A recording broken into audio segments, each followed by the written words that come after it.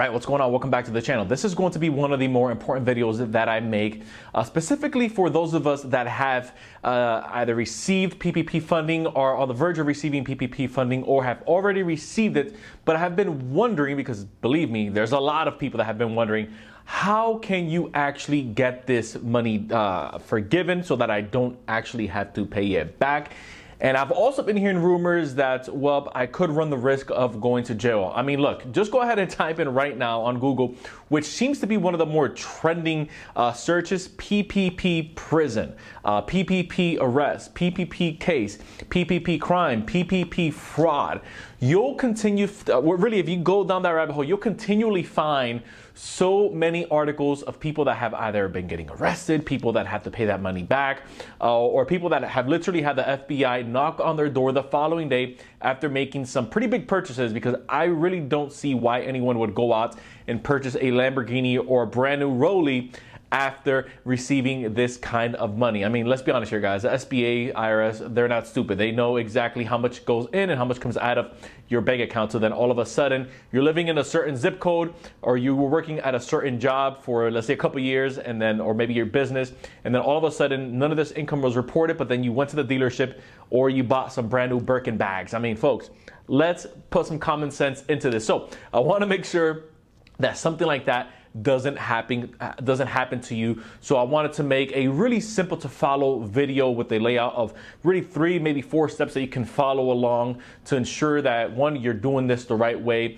and 2, so that you know exactly how to get this money forgiven, meaning you do not have to pay it back. So if you think that this is going to be something worthwhile of your time, then make sure to go ahead and hit that subscribe button down below and share this with someone that you think is going to find value in this content as well. Let's go ahead and get started. First things first, with the Paycheck Protection Program, I want you to understand that you need to be tracking all of your expenses and all of your spending habits of where this money is going. This is the easiest and number one way that they are able to flag you by obviously seeing what those spending habits are like. A lot of people think that, well, you know, that information is private or that information is mine. Well, if it was private or if there was no access to it, then why are some of these people getting popped for the purchases that they're making? Folks, they're always watching, whether you know it or whether you choose to believe it or not.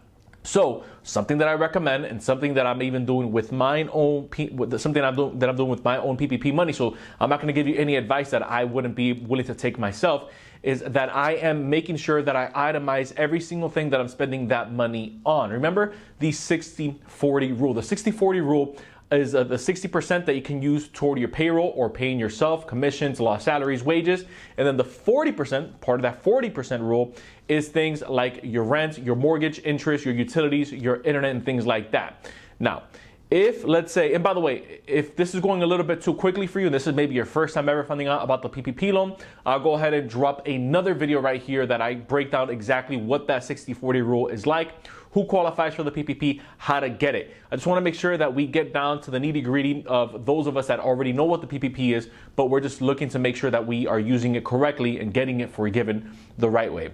So you want to make sure that you know exactly where that money is going. Track out how much that rent is, how much your lease is, what that mortgage interest is looking like, your utilities. Make sure that you itemize all of that. You can either write that out if you're a bit more old school, if you just literally like to have it written out in front of you, or you can put it on an Excel spreadsheet. I know that there are some apps out there. Maybe if you wanted to run it that way, that's fine too. And then on the other side of that, for the wages, so remember, you want to calculate on average out of the 12 months, how much wages, if you were, let's say, driving for Uber and you were having $2,000 months, or if you were having $1,000 months, whatever that looks like for your situation.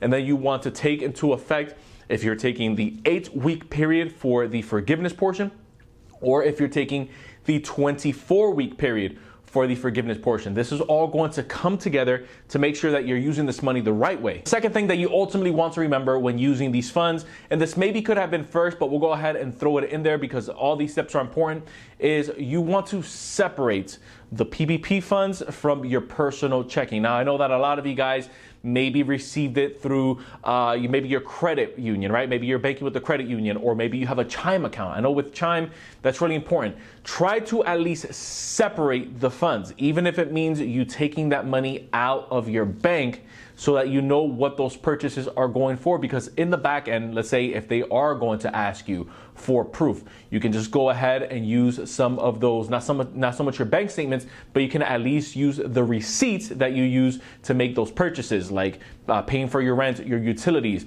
obviously putting that money back into the account. This is if you have a personal account. If maybe you went out and maybe you were thinking a bit more, ahead of the curve, or maybe if you have that money that's going to be hitting your account, because I can't forget about those of us that haven't received the first draw or the second draw. Now might be a good time for you to maybe open up that second bank account, or open up another account within your same name, right? So let's say you have a checking, a saving. Maybe you can have a separate account that now gets opened. So now you can have once that money hits your primary account, you can transfer that over into your other account, so that you know exactly, okay, anything, let's say if I have $5,000 in this account, this is strictly PPP. That way you're not mixing it up. Okay, wait a minute, I had $2,000 in this account. I had to pay a friend for a service, or okay, I had to get a haircut. What's what? No, keep it in the separate account. Obviously, it gets much easier if you're watching me and you have your LLC in place, you have your EIN, you have a business banking account. Then for you, obviously, this is just second nature. I'm used to having all these accounts separate. But for a lot of us that may not have those accounts at our use or at our reach or to our advantage, this is one simple way for you to really be able to, again, differentiate those funds as they come in. Now, when it comes to audits and the potential of you getting a call from the SBA or from the IRS, look, this isn't any type of legal advice. You always want to obviously either check with your own attorney, or you want to go ahead and check with your own CPA. But take this information for what it is. Again, this isn't any legal advice. So right now, it seems like they are only auditing any type of person or business that received a PPP loan of $150,000 or more.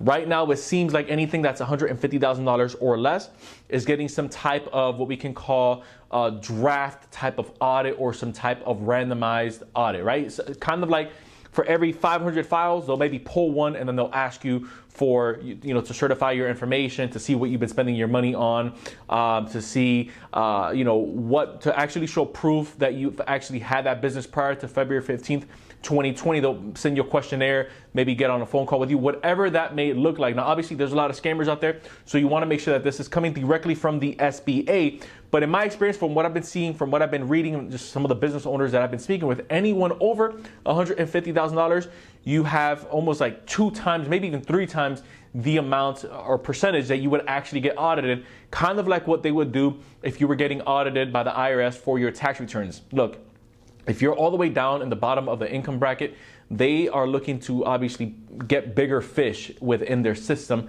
that they feel are actually having large amounts of tax evasion. Kind of like any PPP loans that are $45,000, $50,000 or less, then I've noticed that the amount of people that are actually getting kind of, again, caught, or even, not the word caught, because these are people that are actually using this money right, but the people that are actually getting audited to have to show an extensive amount of paperwork, because we know that sometimes record keeping isn't some of the best suits for business owners, then unfortunately those people right there, they could ultimately end up facing a fee. Not so much getting arrested right away, because the first option is for you to either pay some of that money back, or the second option is for you to just give that money back altogether if you're not going to be able to get it on a payment plan. Obviously, the people that are getting arrested, especially if you look at some of the articles, these are people that were spending the money the wrong way, buying luxury items, and these are people that received hundreds, if not hundreds of thousands, if not millions of dollars from the PPP program,